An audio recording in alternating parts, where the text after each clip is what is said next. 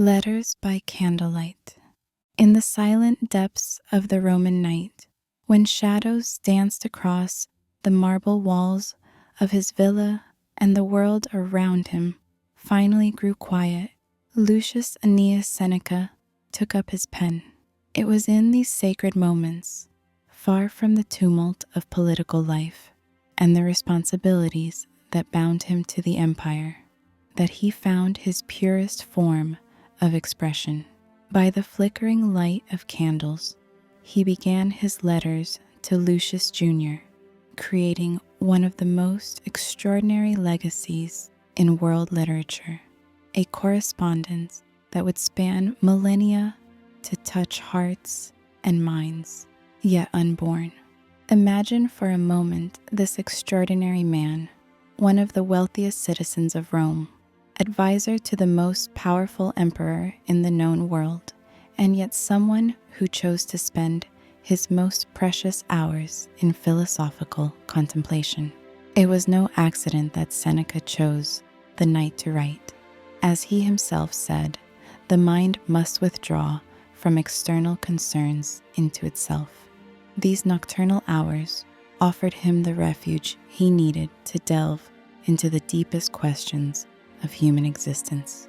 The letters he wrote were not mere intellectual exercises or displays of erudition. They were intimate conversations between two friends, a genuine sharing of wisdom accumulated through decades of experience, both in the palaces of power and in the darkest moments of exile. When Seneca dipped his pen in ink and began with the familiar words, "Greetings from Seneca to his friend Lucilius," he was creating something revolutionary, a practical philosophy that could be lived by anyone in any age. You may ask, what relevance do these ancient letters have for your modern life? The answer lies in the universal nature of the human challenges that Seneca addresses. He wrote about anxiety, about managing time, about maintaining serenity in turbulent times, about building authentic relationships. He wrote about death, not as an end to be feared, but as a reality that gives urgency and meaning to life. Each letter was like a philosophical therapy session, where an experienced mentor offered practical insights for living better. What makes these letters especially powerful is Seneca's brutal honesty about his own limitations. He did not present himself as a perfect sage, but as a fellow traveler, someone who was also learning and growing. "It is not I who teach you," he confessed to Lucilius. "We learn together."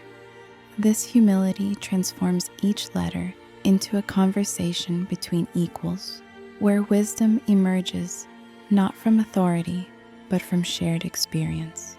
The candles that lit his desk were perfect metaphors for the letters themselves, small lights that cut through the darkness, offering guidance and comfort to those who felt lost in the complexities of life. Seneca understood that Stoic philosophy, sometimes misunderstood as cold and emotional, was in fact deeply human. It was about how to find inner peace in a chaotic world, how to maintain integrity when faced with external pressures, how to discover genuine joy no matter what the circumstances. When Seneca wrote about friendship, he did not offer abstract advice, but insights born of real relationships. When he discussed wealth, he spoke as one who knew both the seduction and the perils of material abundance. When he discussed power, he spoke with the wisdom of one who had navigated the treacherous corridors of imperial politics. Every word was distilled from lived experience, not academic theory. The choice to write letters rather than formal treatises was deliberate and revolutionary. Letters allowed for an intimacy impossible in other literary forms. They created the illusion, or perhaps the reality, that Seneca was speaking directly to you. across the centuries. I see you, my dear Lucilius, he wrote, and at this very moment I hear you. I am so close to you that I hesitate whether I should not begin to write you notes instead of letters. This epistolary intimacy allowed Seneca to approach sensitive topics with a tenderness impossible in more formal works. He could confess his fears, share his discoveries, admit his failures, all in the context of genuine friendship. The letters thus became a model for how wisdom should be transmitted, not through authoritarian proclamations, but through loving dialogue and vulnerable sharing. As the night hours passed and the candles slowly burned out, Seneca was creating more than literature. He was creating a legacy of practical guidance for human life. Each letter was a gift to Lucilius, but also to every person who would come after him. It was his way of transforming the darkness of night into an opportunity for enlightenment, of using the silence to create words that would echo through the ages. Candlelit letters thus became symbols of hope, proof that even in the loneliest moments, we can find connection and meaning. They remind us that true friendship transcends time and space, and that genuine wisdom is not the property of an age or culture, but the common heritage of humanity. When Seneca finally put down his pen and watched his final words dry on the parchment, he was completing another link in a chain of wisdom that would extend to our own day, offering light and guidance to all who seek to live with purpose and serenity. The virtue of true friendship. Imagine yourself sitting in the soft light of a lamp on a quiet evening while the world slows down outside. Seneca, too, wrote at such moments, reflecting on one of life's most profound themes, friendship. In the 9th book of his Letters to Lucilius, Seneca invites us to delve into the true meaning of friendship, not as a contract of convenience, but as a sublime expression of virtue. What distinguishes a true friend from a friend of occasion?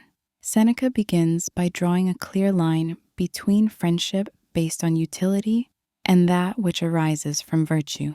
For him, true friendship is not an exchange of favors, nor an insurance against hard times. It is not, as Epicurus said, just having someone by our side when we are sick or in trouble. On the contrary, a friend is someone for whom we would be willing to sacrifice ourselves, someone to whom we would offer our time, our energy, even our life, if necessary. Why then do I make someone my friend? To have someone for whom I can die, someone for whom I can follow in exile, someone for whose life I can give my own as a guarantee and pay that price as well. The friendship you describe is a business, not a friendship. Seneca, Letter 9. This vision challenges us. How many of our friendships would stand this test? How many of those we call friends are, in fact, soulmates, ready to walk with us through good times and bad, without expecting anything in return? Seneca warns that friendship based on interests is fragile. As soon as the benefit disappears, so does the friend. He who begins to be your friend because it is convenient for him will also cease to be your friend when it ceases to be convenient for him. Stoic philosophy values self-sufficiency. The wise man is complete in himself and does not depend on others to be happy. But Seneca emphasizes that even though he is self-sufficient, the wise man desires friends, not out of necessity, but out of a desire to practice friendship, to exercise his virtues. A true friend is the field where we sow and reap virtue, where altruistic love can flourish, just as the sculptor, who, even though he can live without creating, feels the irresistible urge to transform marble, so too the wise man feels the natural urge to create authentic bonds. The wise man, though self-sufficient, desires friends, if for no other reason than to practice friendship, so that his noble qualities may not lie dormant. Seneca, Letter 9. This idea resonates deeply in the modern world, where so many relationships are superficial or based on mutual interests. How many times have you felt that someone approached you only because they had something to gain? Or on the contrary, have you ever wondered if you seek out certain people only because you need something from them? Seneca challenges us to elevate friendship to something precious, not to offer it lightly, but to cultivate it like a rare garden, which requires time, trust, and dedication. True friendship, for Seneca, is an exercise in virtue. It is not about looking for someone to save us, but about being our own safe haven. It is not about waiting for help, but about being ready to help. This inversion of perspective transforms friendship into a two-way street where the greatest good is mutual growth. This is why the wise man, even though he can live alone, chooses the company of friends, not out of weakness, but out of greatness of spirit. Friendship based on utility is not true friendship. If we want to engage in real friendship, the only valid reason for it is friendship itself, the state of mind in which we want to help another person, even at our own expense. Seneca also warns us about the danger of fair weather friendships, those that exist only when everything is going well. When adversity strikes, these friends disappear, leaving us alone when we need them most. It is in difficult times that the true character of a friendship is revealed. A genuine friend remains even when he has nothing to gain, because his bond does not depend on external circumstances, but on shared internal values. So how can we cultivate true friendships in today's world? Seneca suggests that the foundation should always be virtue. Seek out friends who share your values, who challenge you to be better, who support you without expecting anything in return. Be transparent about your intentions, offering your friendship as a gift, not as a bargaining chip. And above all, be a virtuous friend yourself, someone others can trust, someone who stays when everyone else leaves. Love after you have judged. Do not judge after you have loved. Cicero, echoing the spirit of Seneca. Think about your relationships. How many of them are truly deep? How many would weather the storm? And you, are you a friend for the moment or a soulmate? Seneca invites us to reflect. Friendship is one of life's greatest treasures, but it only flourishes where there is honesty, loyalty, and virtue. Ultimately, friendship, for Seneca, is an extension of Stoic philosophy itself. It is living in accordance with nature, recognizing that we are made for coexistence, for mutual support, for joint growth. A friend is someone with whom we can share everything, as if we were talking to ourselves, someone who accepts us, challenges us, and elevates us. Before you go to sleep tonight, ask yourself, who are your true friends? And more importantly, what kind of friend are you? Are you willing to give without expecting to receive? Are you willing to stay when everyone else leaves? Are you willing to love for the simple joy of loving? Seneca believed that by answering these questions, we will come closer not only to true friendship, but to true wisdom. May your night be peaceful, and may your friendships be deep, authentic, and virtuous, just as Seneca dreamed by candlelight so many centuries ago. The wealthy philosopher's paradox. Imagine the scene. Seneca, surrounded by luxury, with lush gardens, marble statues, and attentive servants, sits and writes about simplicity and detachment. How can someone be both one of the richest men in Rome and one of its greatest advocates of the simple life? This is the paradox that Seneca lived, and one that, in some ways, we all face in the modern world, where material abundance often goes hand in hand with the search for meaning. Seneca never hid his wealth. On the contrary, he openly acknowledged his status and the privileges it brought him. But contrary to what many might think, he did not see wealth as an end in itself, nor as a source of true happiness. For Seneca, the possession of material goods was a constant test of his philosophy. Could he enjoy what he had without becoming a slave to those possessions? The poor man is not he who has little, but he who desires more. Seneca. This simple and powerful phrase sums up the heart of the paradox. The real problem is not the amount of possessions we possess, but our relationship with them. Seneca argued that wealth is only dangerous when it dominates us, when we begin to measure our worth by what we have rather than by who we are. The wise man, he said, can live surrounded by luxury without becoming attached to it, just as he can live in poverty without feeling diminished. Ultimately, Seneca saw wealth as a tool, useful but not essential. The important thing was to maintain inner freedom, the ability to let go of everything without losing one's serenity. He himself practiced exercises in detachment. He spent days eating simply and wearing modest clothes to remind himself that he could be happy even without the comforts of the palace. It was a way of training his mind not to fear loss, not to be dominated by the fear of being left without.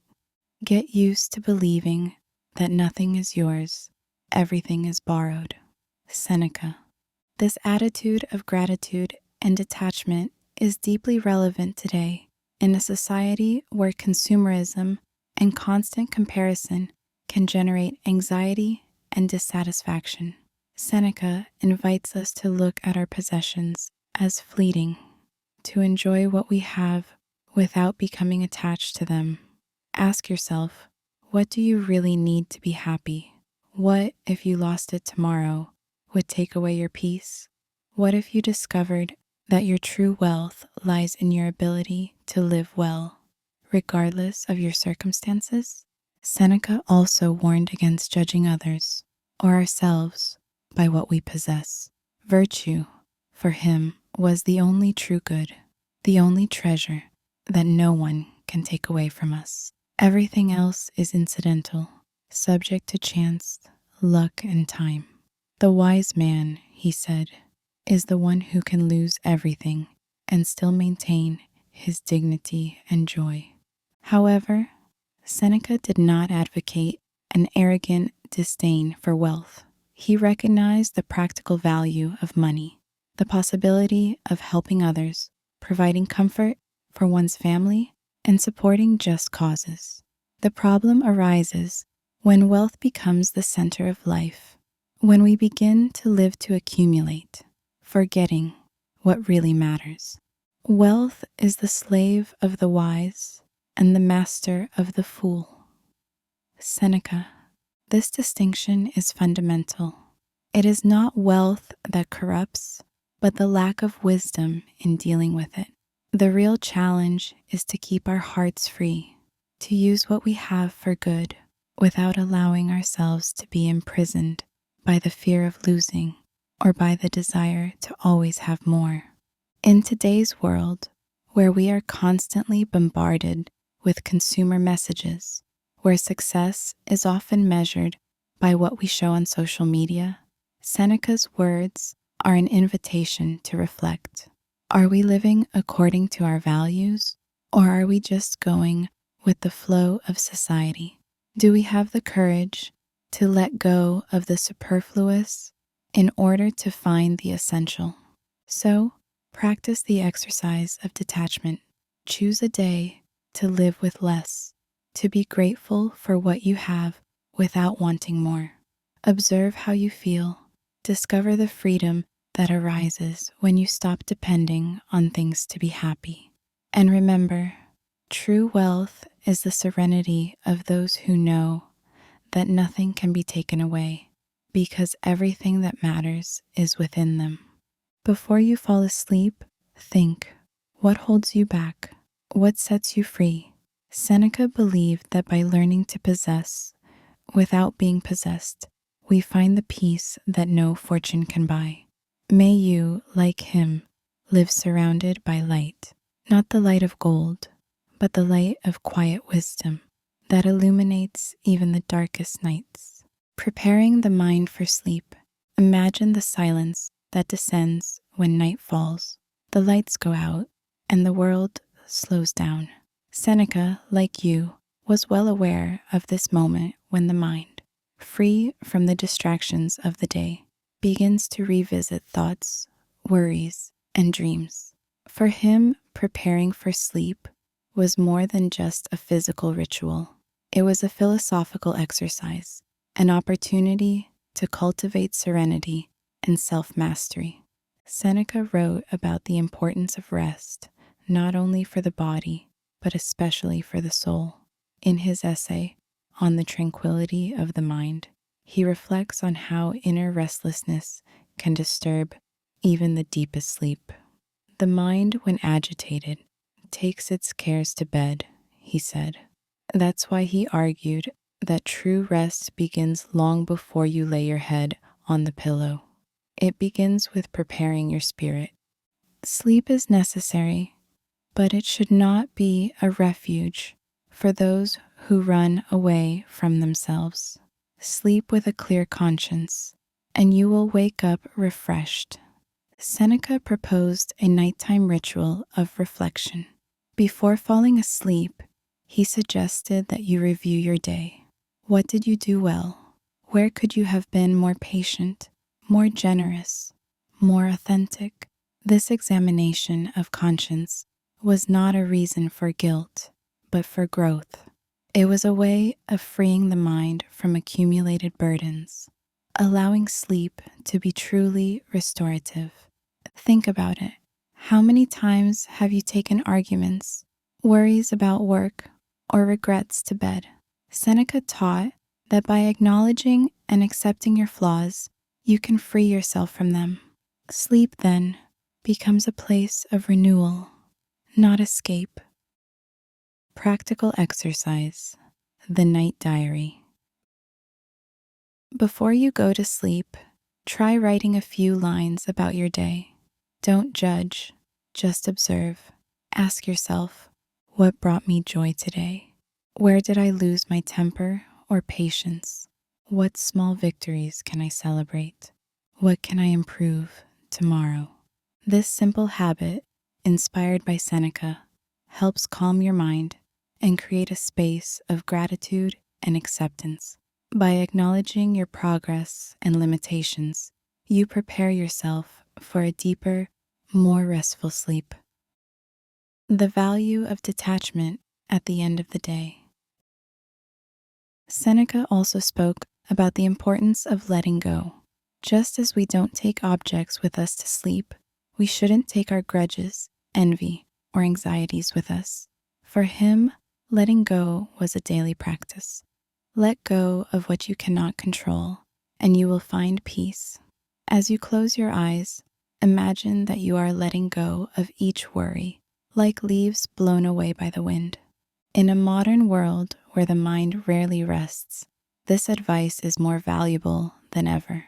It turns off the screens, blocks out notifications, and allows yourself a moment of silence. Seneca believed that nature, the sound of the wind, the brightness of the stars, was the best remedy for restlessness. You seek that contact, even if it's just an open window or a quiet thought. Sleep as a metaphor for life. For Seneca, sleep was also a metaphor for death, not as something to fear, but as a reminder of the impermanence of everything. We sleep every night with no guarantee of waking, he wrote. This thought, far from being gloomy, was liberating. It taught us to value each day, not to postpone happiness, to live with gratitude. Enjoy each night as if it were your last. Do not fear sleep, but welcome it as a friend who prepares you for a new day. Reflection for the night. Before you fall asleep, ask yourself, what can I let go of today? What thoughts are keeping me from resting? How can I prepare my mind for a truly restful sleep? Remember, serenity is not the absence of problems, but the ability to accept them and let them rest, at least for a few hours. Seneca invites you to transform the moment of going to bed into a celebration of inner peace, a reunion with yourself. May your sleep be light, and may you wake up renewed, ready to live with more wisdom, gratitude, and tranquility. The evening court of conscience. Imagine the silence that descends when the house falls asleep. Seneca, after a day filled with advising the emperor, philosophical debates, and political decisions, waited for his wife to retire. It was then, in the peaceful darkness of his room, that he sat down for his most intimate ritual, the tribunal of conscience. This was not a harsh courtroom, but a space of honesty and compassion. Seneca believed that before going to sleep, each person should judge his or her own actions as an impartial judge seeking truth, not condemnation. When the light fades and the noise of the world ceases, it is time to listen to the inner voice, he wrote.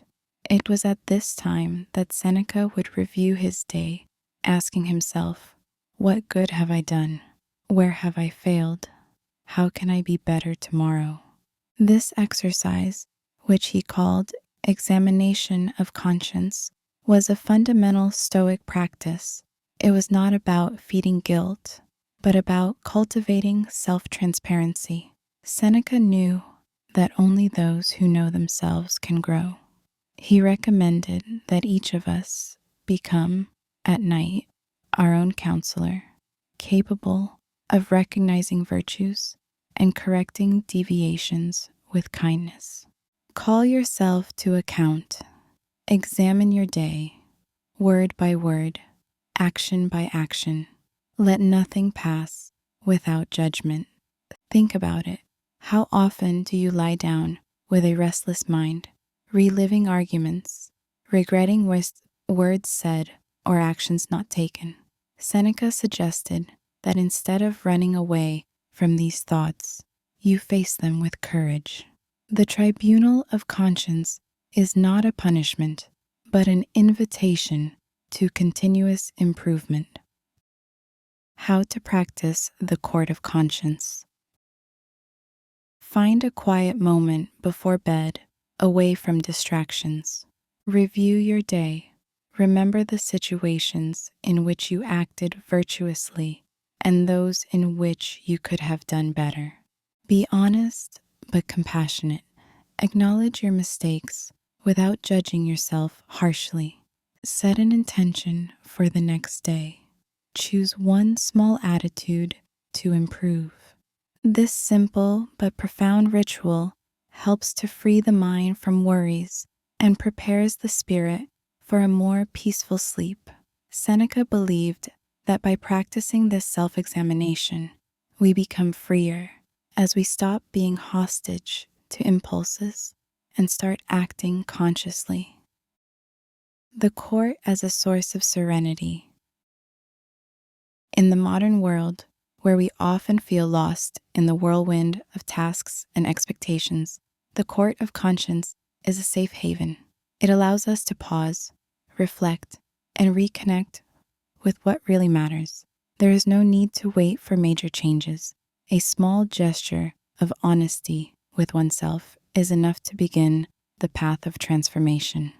Seneca saw this nocturnal moment as a reunion with one's own essence. By judging one's own actions, we learn to accept imperfections and celebrate small victories. The court of conscience is not an end, but a daily new beginning, an opportunity to wake up each morning a little wiser, more serene, more authentic. Reflection for the night. Before you fall asleep, ask yourself, what have I learned about myself today? What attitude can I change tomorrow? And remember, true wisdom is not in never making mistakes, but in having the courage to look within and grow. Night after night, in the soft light of a clear conscience. May your night court always be a space of peace, growth, and self-compassion. Letters from Corsican Exile.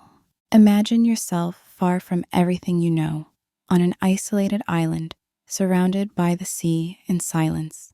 This is how Seneca lived during his exile in Corsica, far from Rome, his family, his friends, and power.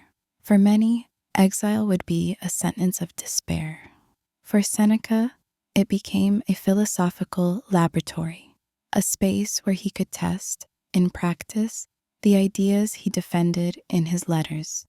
Exile was not just a change of scenery. It was a trial by fire for his philosophy. Seneca lost everything that had bound him to public life. His prestige, his influence, his comfort. All he had left was his own mind. And it was there that he found refuge. It is not the place that makes one happy, but the state of mind, he wrote. This simple but profound sentence reveals the heart of Stoicism. True freedom lies within us, not in external circumstances. During his years in Corsica, Seneca learned to accept his fate, to practice radical acceptance of what he could not control. He wrote, "The wise man adapts himself to his fate, as water takes the shape of its container." This ability to adapt, to find peace even in adversity, is one of the greatest lessons that exile taught him, and that it teaches us to this day. Exile as an opportunity for growth. Seneca did not deny the pain of separation, loneliness, and loss, but he refused to be defined by it. Instead of wallowing in resentment, he used the time to deepen his self-knowledge, to reflect on what really matters.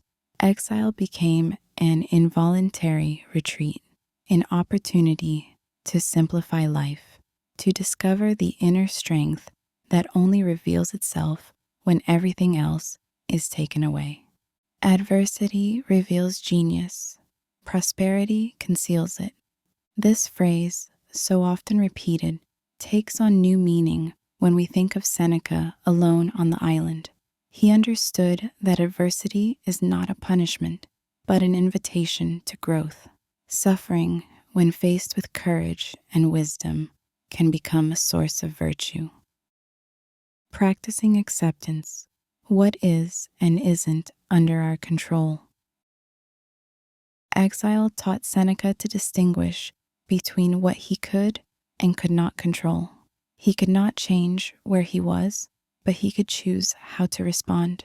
He could not decide when he would return to Rome, but he could decide how to spend his time.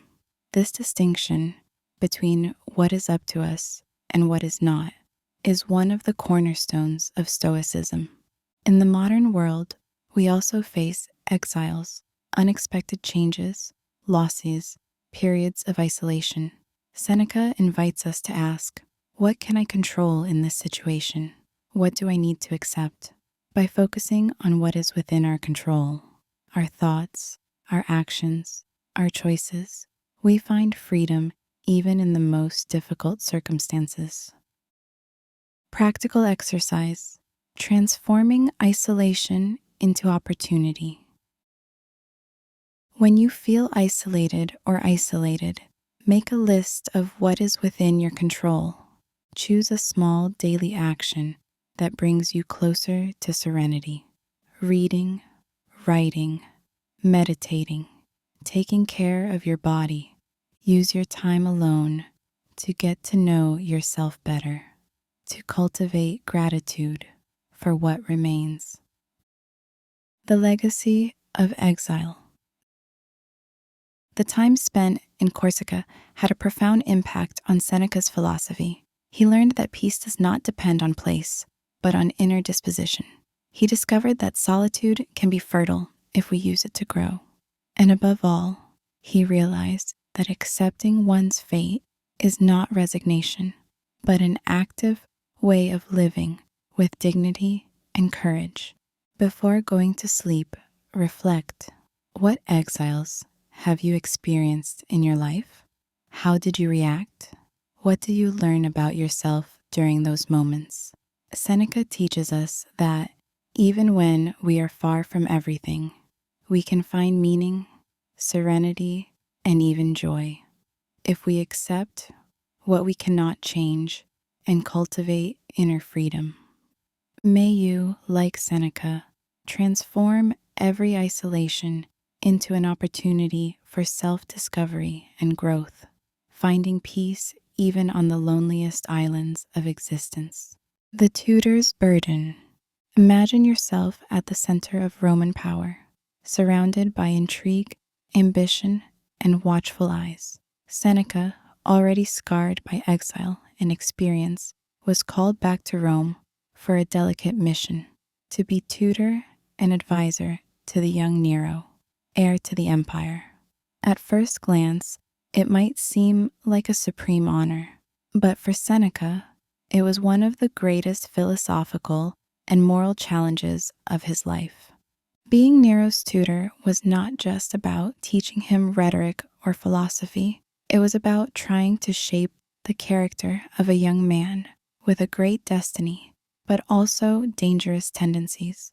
Seneca knew that in accepting this role, he was walking a tightrope between loyalty to the emperor, personal integrity, and the desire to serve the common good. It is not easy to guide someone who has the power to ignore all advice. Seneca believed that true education is not just about words, but above all, about examples. He sought to instill in Nero the Stoic principles of self-control, justice, moderation, and respect for human life. He taught him that true power lies in mastering oneself, not in dominating others. But, as so often happens, the seed of virtue does not always find fertile soil. The philosopher's dilemma at court. Seneca faced a dilemma that still resonates today. How do you maintain integrity in an environment where corruption and selfishness are the norm? How do you advise someone who could turn against you at any moment? He himself confessed in his letters the weight of this responsibility. He knew that by trying to influence Nero, he risked being seen as an accomplice in his mistakes. But if he walked away, he would leave the young man to his own devices and to the worst instincts of the court. This dilemma is universal. How many times at work, in the family, or in society, do we feel that we must intervene to guide someone, even knowing that we may be misunderstood or even harmed? Seneca teaches us that moral courage lies not only in telling the truth, but in persisting in doing good, even when the outcome is uncertain. The weight of responsibility. Seneca was no fool. He knew he could not control Nero's fate, but he believed he had a duty to try. Do what you can, he wrote, and accept what you cannot change. This attitude of surrender, without attachment, is one of the cornerstones of Stoicism, acting virtuously regardless of the outcome. In his role as tutor, Seneca experienced the tension between the ideal and the real. At times, he succeeded in influencing Nero for the better. At other times, he found himself powerless against the force of passions and external pressures. But he never stopped trying. And even when he realized that his student was straying from the path of virtue, he maintained the hope that the seeds he had sown would one day germinate. Reflection for modern life. In today's world, we are also often called upon to be guardians of our children, colleagues, friends, or even ourselves. Seneca's lesson is clear. We cannot guarantee the outcome of our actions, but we can guarantee our intention and effort. True success lies not in transforming others, but in acting in accordance with our values, even when no one is watching. Ask yourself, in what areas of your life are you called to be a mentor? What examples are you setting? How do you deal with the frustration of not being able to change everything around you? Seneca invites you to accept the weight of responsibility without letting it crush you. Do your best with humility and perseverance, and trust that virtue, even when it is not recognized, is never in vain. Practical exercise. The legacy of example. Identify someone who you can serve as a positive example to. Choose a virtue, patience, justice, courage, and seek to live it visibly. Accept that the impact may be invisible or delayed, but remain consistent. Before you go to sleep, think about this. What kind of tutor are you to those around you? What lessons do you teach, not just with your words, but with your actions?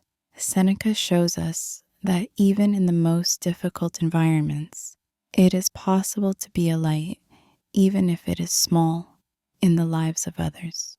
May you, like him, carry the burden of example with dignity, serenity, and hope, knowing that each gesture of virtue is a seed thrown into the wind of time. Fear and the imagination. Imagine lying in bed, ready to sleep, when your mind begins to wander through unlikely scenarios, future worries, and ancient fears. Seneca knew this phenomenon well, the human tendency to suffer more from what we imagine than from what actually happens. We suffer more in imagination than in reality, he wrote in one of his most quoted letters. This simple but profound phrase resonates to this day, especially on nights when anxiety seems greater than the real world. How many times have you found yourself anticipating problems that never actually happened, or reliving past situations, magnifying them in your mind until they become gigantic?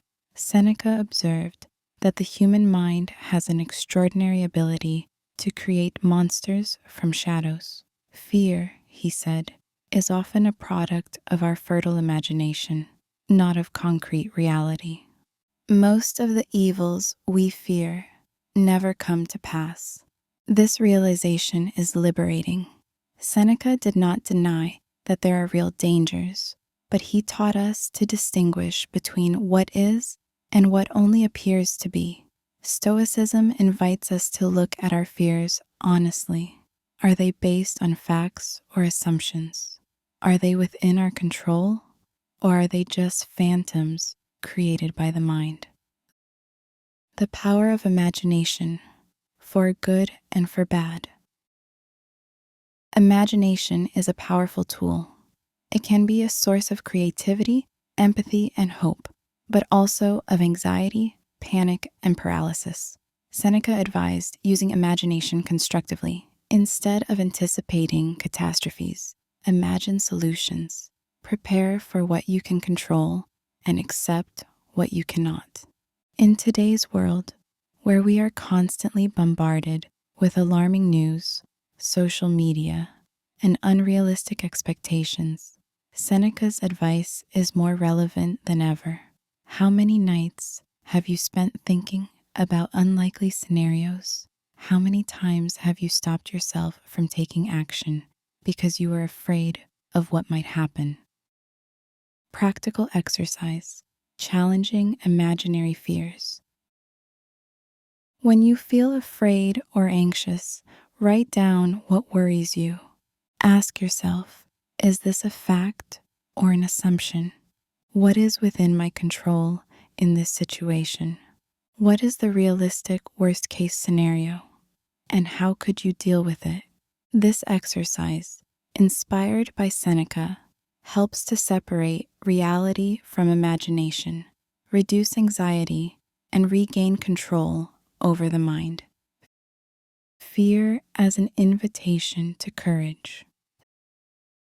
Seneca did not see fear as weakness, but as an opportunity to practice courage. Courage is not the absence of fear, but the decision to act in spite of it. The Stoic does not seek to eliminate fear, but to learn to live with it, to use it as a sign that there is something to learn or to face. It is not because things are difficult that we do not dare. It is because we do not dare that they are difficult. This quote challenges you to look your fears in the face, to question the stories you tell yourself before going to sleep. What would you do if you weren't afraid? What opportunities have you been missing out on because of imaginary scenarios? Reflection for the night. Before you go to sleep, ask yourself, what fears are preventing me from resting? Are they real or imaginary? What can I do tomorrow to face at least one of them? Remember, the mind is a talented artist, capable of painting pictures of terror or hope. Seneca invites you to consciously choose the images you entertain before going to sleep. By recognizing the power of imagination, you can transform it from an enemy to an ally, using it to cultivate serenity, courage, and confidence. May your night be light, free from the monsters of your imagination, and may you wake up with the calm courage of someone who knows that, most of the time, the worst only exists in the mind, and that life, when lived wisely, is much lighter than the fears we create. The art of losing friends. Imagine the silence that remains when a friendship ends. Seneca, with his philosophical sensitivity, knew that losing friends is a part of life, and that, as painful as it may be, it is also an opportunity for growth and self-knowledge.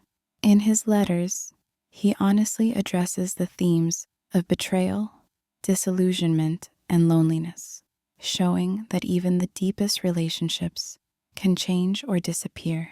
Nothing is more constant than change, and that includes the people around us. Seneca did not see the loss of friends as a personal failure, but as a natural consequence of life's impermanence. He taught that just as the seasons change, so do relationships. Sometimes we grow apart from someone because we have grown in different directions. Other times, it is because trust has been broken. In both cases, Stoicism offers tools for dealing with grief without losing your composure.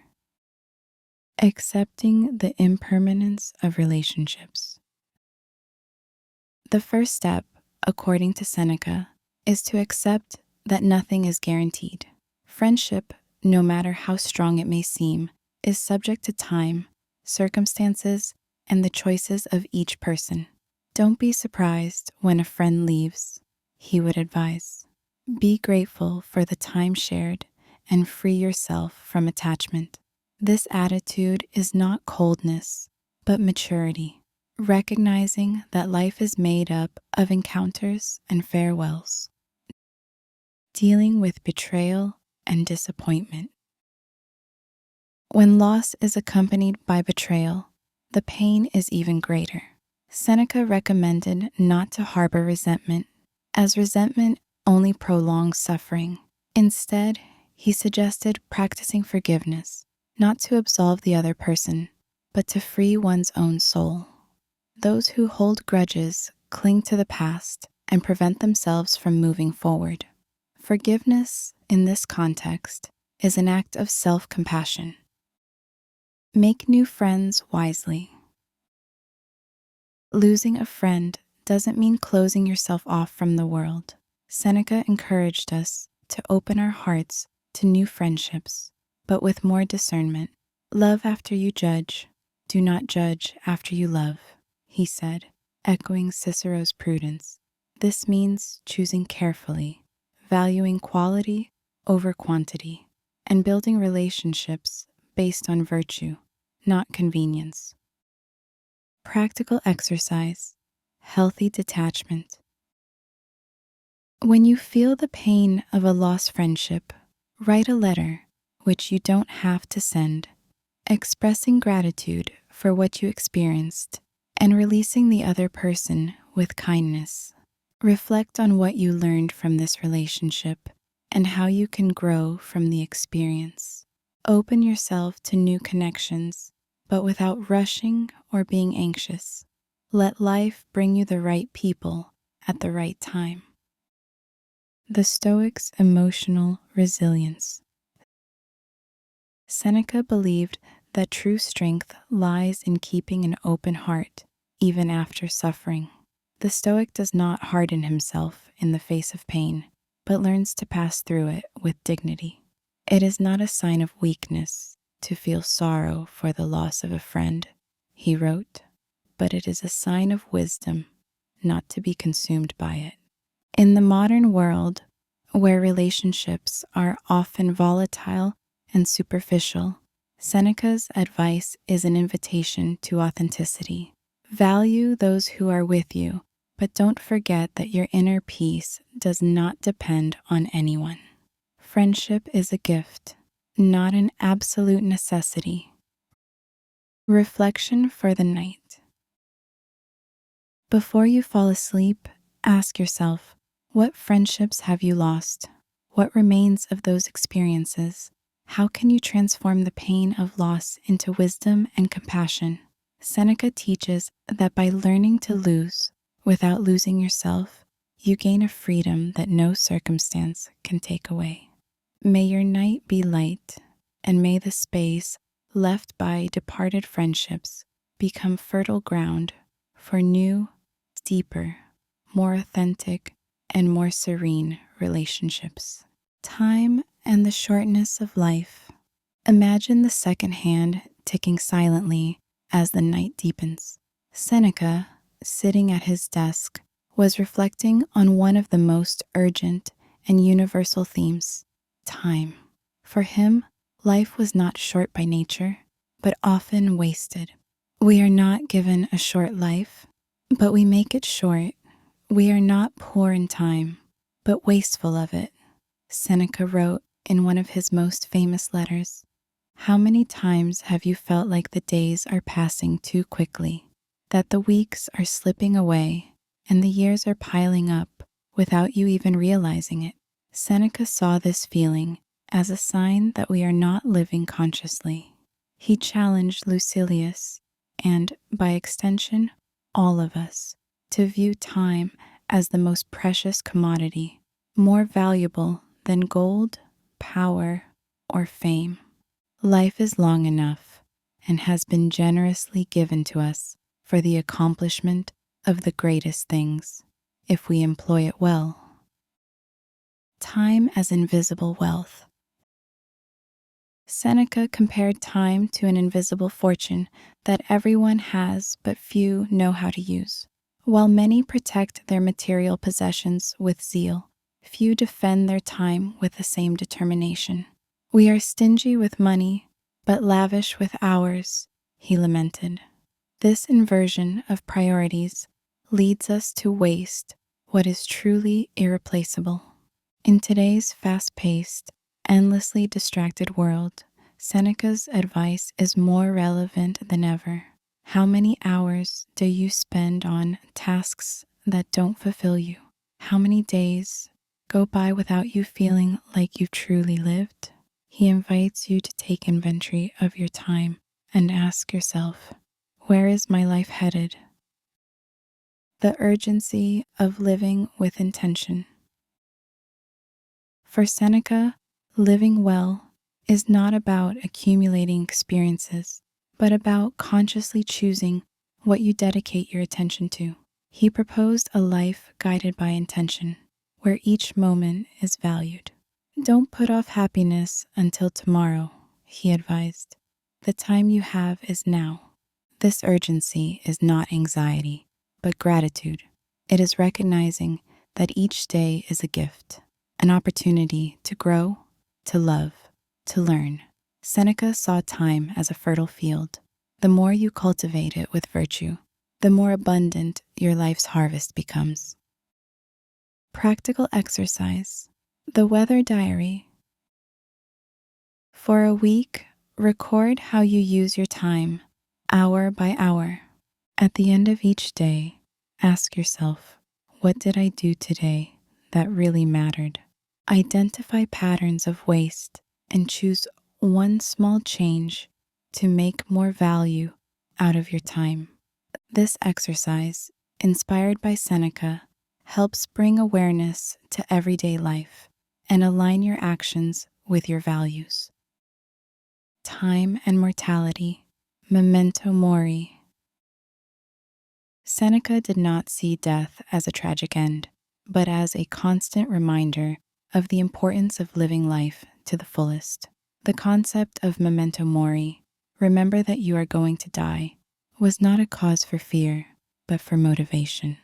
By recognizing the finiteness of life, you gain clarity about what truly matters. As long as we postpone life, it passes by. This phrase is a call to action. Don't wait for the perfect moment, the ideal circumstance. Live now with authenticity and courage. Seneca believed that by accepting mortality, we free ourselves from fear and find true freedom. Reflection for the night. Before you fall asleep, ask yourself, how did I use my time today? What would I do differently if I knew tomorrow was not guaranteed? What small choices can I make to live with more intention and presence? Remember, time is the fabric of life. Every moment is an opportunity to become your best self, to leave a legacy of virtue, to love without reservation. Seneca teaches that by valuing time, you value your own existence.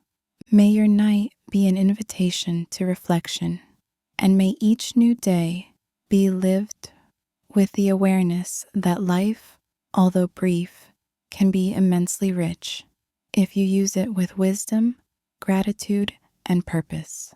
The Stoics' evening routine. Imagine nightfall in Rome, when the hustle and bustle of the streets dies down and the house is plunged into a profound silence. Seneca, after a day full of advice, reading, and reflection, reserved a sacred ritual for himself, the Stoic evening routine. It was not just a habit, but a daily commitment to self-knowledge and serenity. Seneca believed that how we end the day is as important as how we begin it. For him, night was a time for reflection, for inner dialogue, for reviewing our actions and thoughts. When the light goes out and my wife goes to bed, I examine my entire day, reviewing what I have done and said. I hide nothing from myself. I let nothing pass by. The Night Court. This examination of conscience was a veritable nocturnal tribunal. Seneca would sit, often alone, and review every detail of his day. What did I do well? Where did I fail? How can I improve tomorrow? It was not an exercise in guilt, but in growth. Seneca taught that only those who know themselves can transform themselves. By identifying their own mistakes, they did not condemn themselves, but forgave themselves and made a plan to act better the next day. I have nothing to fear from my mistakes when I can say, "See that you do not do it again. For now, I forgive you." The value of reflection. In the modern world, where haste and distractions dominate, this ritual is an invitation to pause. Seneca saw nightly reflection as a way to free the mind from worries, preparing the spirit for a peaceful sleep. How sweet is the sleep that follows self-analysis. How calm, deep, and carefree it is when our mind has already received praise or warning, and our inner judge has already made his report on our conduct. Practices for your night. You can adapt Seneca's routine to your life in a simple and practical way. Find a quiet moment before bed, away from screens and distractions. Write in a journal. Record the day's events, the emotions you feel, the small victories, and the challenges. Ask yourself questions. Did I act in accordance with my values? Was I patient, fair, authentic?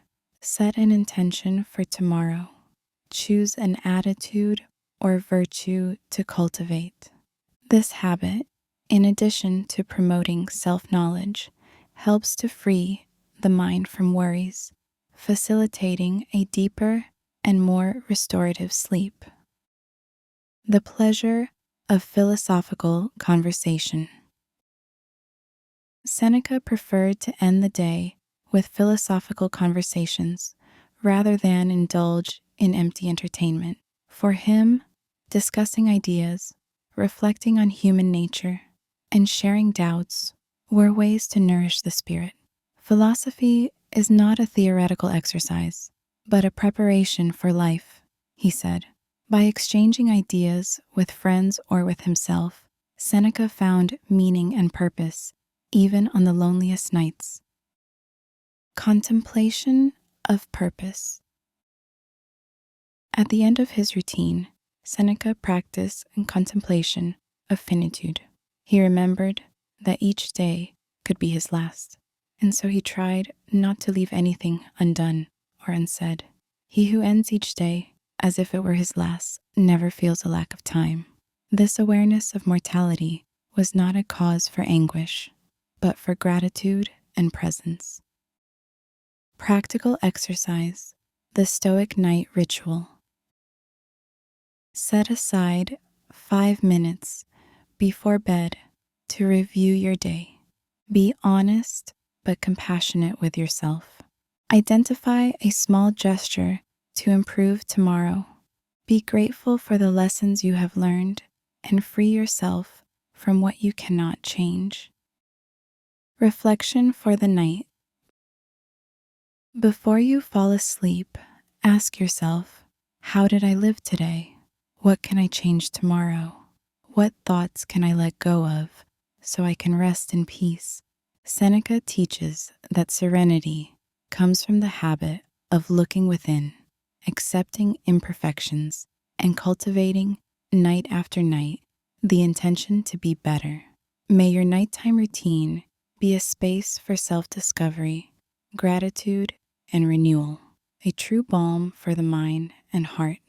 May you, like Seneca, end each day with a clear conscience, ready to welcome sleep as a friend, and wake up tomorrow with more wisdom and serenity.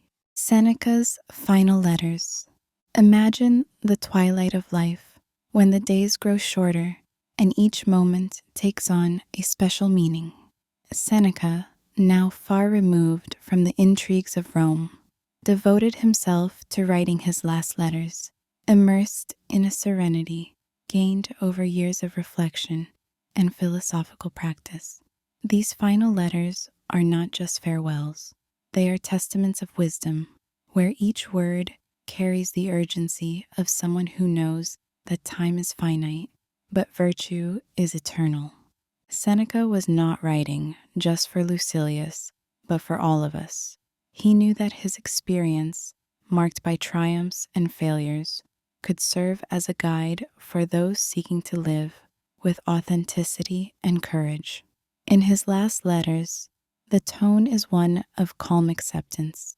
There is no bitterness, only gratitude for the path traveled and the hope that his lessons may flourish in other hearts. Life should be measured by actions, not by years. What matters is not how long we live, but how we live. Preparing for death, serenity, and detachment. In his final letters, Seneca addresses the subject of death with disarming ease. For him, death is not an enemy, but an inevitable part of the cycle of nature. Just as day bids farewell to night, so too must we bid farewell to life with serenity, he wrote. This acceptance is not resignation, but a conscious choice to live without fear, to enjoy each moment with presence and gratitude. Seneca practiced the exercise of memento mori, remembering mortality in order to value life. He advised Lucilius not to postpone happiness, not to wait for the perfect moment to be virtuous. Death should not be feared, but understood as liberation from the body and reunion with universal nature. The legacy of virtue. Even in his final days, Seneca remained committed to virtue. He knew he could not control fate, but he could choose how to face it. The wise man prepares for everything, accepts everything, and transforms every challenge into an opportunity for growth. This attitude of surrender without attachment is the heart of Stoicism, acting with integrity regardless of the circumstances. In his letters, Seneca shares practical advice for those who want to live well until the end. Cultivate gratitude. Be thankful for the small joys, for your friends, for the opportunity to learn. Practice detachment. Don't hold on to what you can't take with you. Possessions, titles, worries. Value the present. Each day is a gift, an opportunity to leave a legacy of kindness and wisdom. Reflection on the meaning of life. Seneca invites us to reflect. What is the true meaning of life? For him, it is not in the accumulation of wealth or achievements, but in the ability to live according to universal reason, the Logos. Life is well lived when we follow our nature, when we cultivate virtue and contribute to the common good.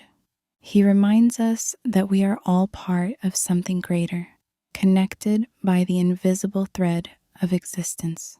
Don't live as if it were eternal. Each day is a lifetime. This awareness of finitude does not generate anguish, but freedom. By accepting death, we free ourselves from fear and find true peace. Practical exercise, the testament of the soul. Write a letter to yourself as if it were your last. What would you like to leave as a legacy? Identify a virtue that you wish to cultivate until the end of your days. Share a word of gratitude with someone important in your life. This exercise, inspired by Seneca, helps you align your actions with your deepest values, preparing you to live and leave with serenity. The echo of the last words. Seneca's final letters are a call to courage, acceptance, and hope. He shows that, even in the face of the end, it is possible to maintain dignity, joy, and compassion. Do not fear the last day, for it is not the end of life, but the beginning of the eternity of your influence. Before you fall asleep, ask yourself, what legacy do you want to leave? How can you live today so that when the end comes, you can leave in peace, knowing that you lived with authenticity, courage, and love? May your night be peaceful, illuminated by the certainty that each day lived with virtue is a victory over time, and that, like Seneca, you can transform the end into a celebration of a life well lived. The conspiracy and force not alive. Imagine the weight of knowing that your life is in the hands of others, that every knock on the door could be the announcement of the end. Seneca, already old and removed from the court, found himself involved in a conspiracy against Nero, his former pupil, now a tyrannical emperor. Accused of participating in Piso's conspiracy, Seneca was sentenced to forced not alive. This dramatic moment was not only the end of a life marked by challenges, but also the supreme test of his philosophy. Seneca knew that he could not control fate, but he could choose how to face it. When Nero's emissaries arrived at his home, he received the news with equanimity. There was no despair, just calm acceptance. Death is everyone's destiny. What matters is how we face it, he is said to have told those around him. This is the heart of Stoicism, the distinction between what is and is not under our control. The last lesson, die with dignity. Seneca made his own end a living example of what he had taught throughout his life. He called his wife, friends, and servants together and said goodbye with words of comfort and courage.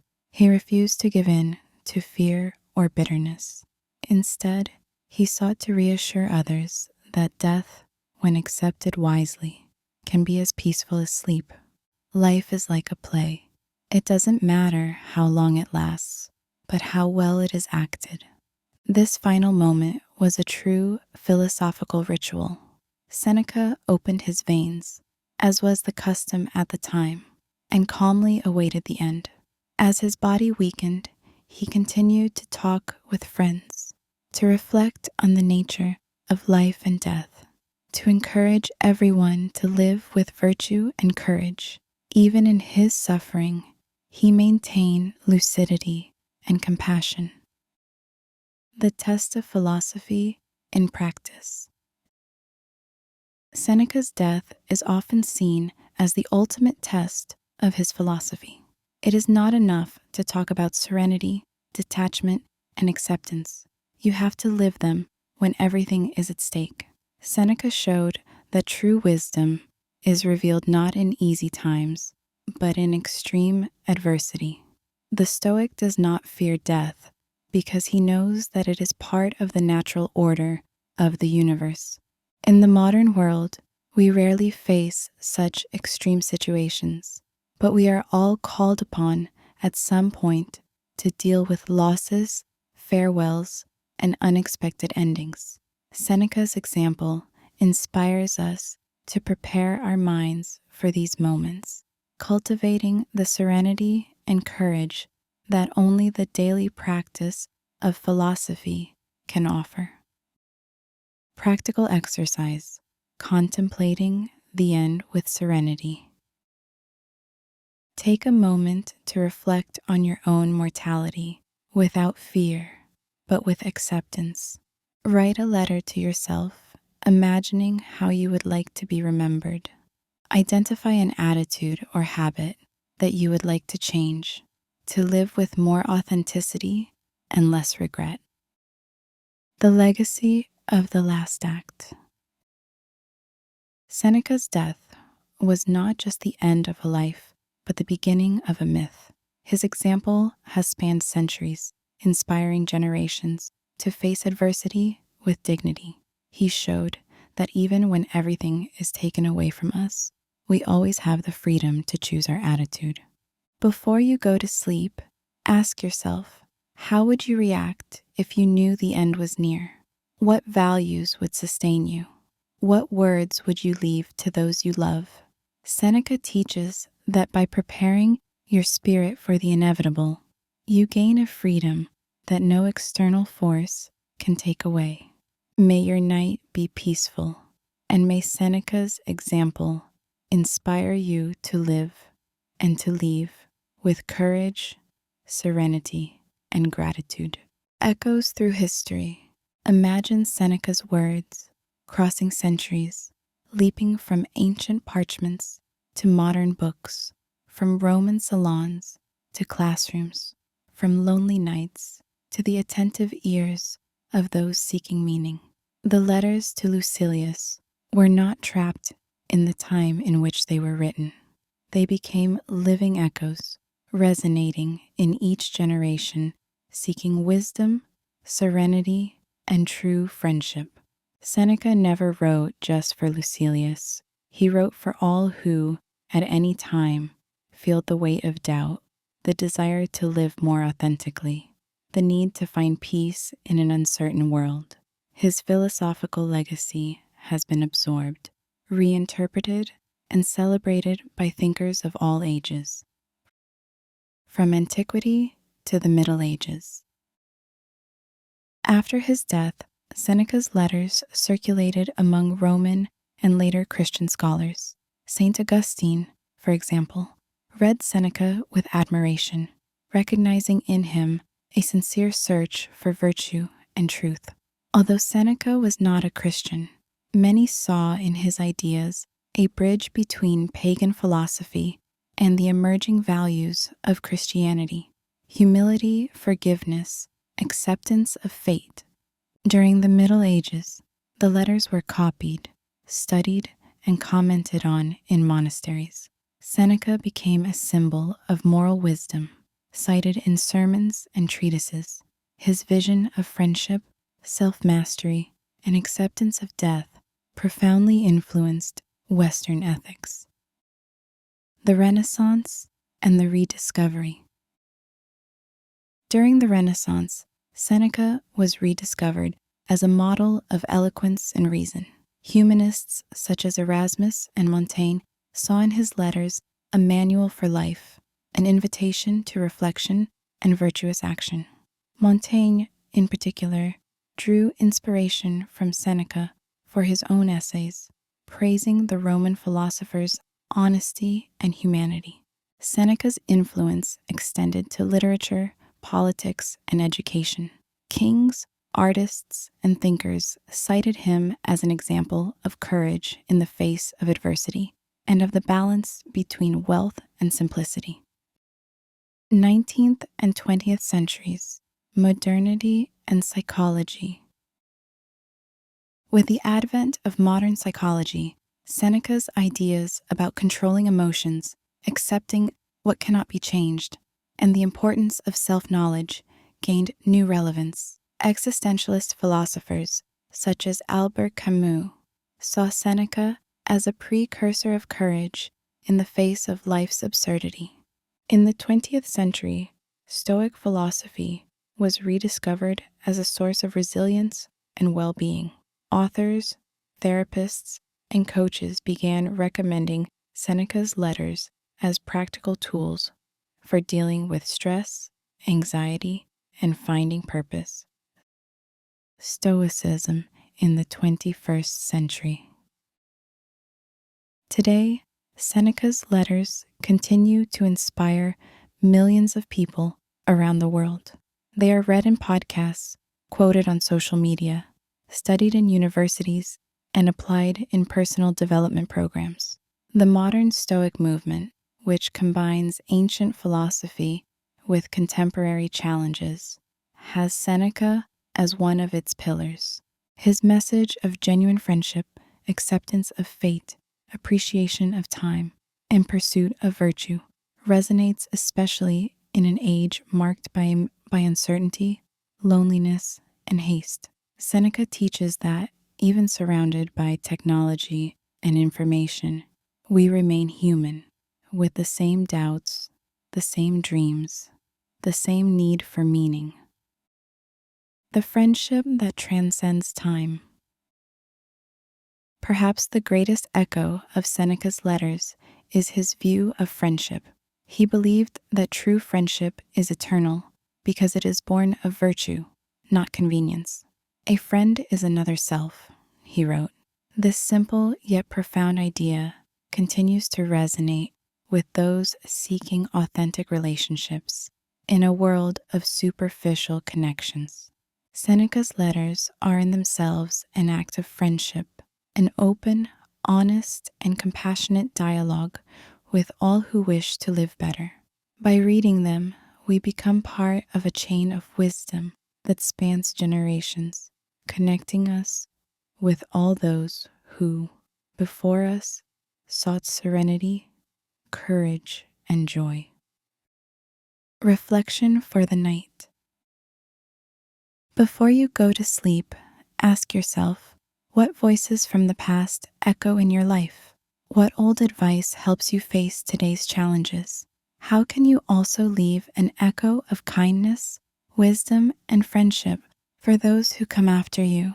May your night be lulled by these ancient voices, and may you find, in the words of Seneca, the certainty that you are never alone.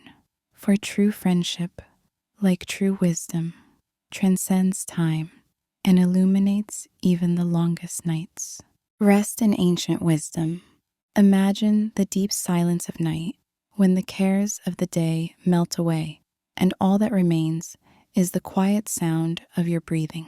Seneca, after a life full of challenges, achievements, and losses, found in this silence true rest, not just for the body, but for the soul.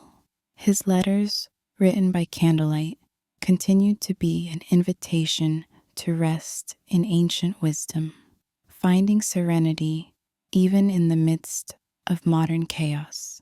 Seneca believed that peace was not the absence of problems, but the ability to accept them with courage and lucidity. Tranquility does not depend on what happens around us, but on what we cultivate within ourselves, he wrote. This simple yet profound lesson is the most enduring legacy of Stoicism. Serenity comes from self-mastery, acceptance of fate, and the daily practice of virtue. Rest as a philosophical practice. For Seneca, rest was not just a biological necessity, but a spiritual exercise. He saw sleep as an opportunity for renewal, a time to free the mind from worries and prepare the spirit for a new day. Sleep with a clear conscience, and you will wake up refreshed, he advised. This deep rest is only possible when we release the weight of the past and anxiety about the future, focusing on the present. True peace is that which arises from the alignment between what we think, feel, and do.